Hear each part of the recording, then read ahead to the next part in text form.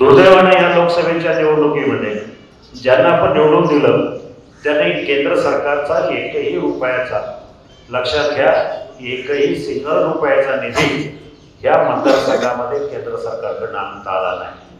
जी कामं तशीच होती तशीच राहिली, चाकणची ट्रॅफिक तशीच राहिली, तळेगावची ट्रॅफिक तशीच राहिली, शिक्रापूरची ट्रॅफिक त्याच्यामध्ये काही बदल झाला नाही।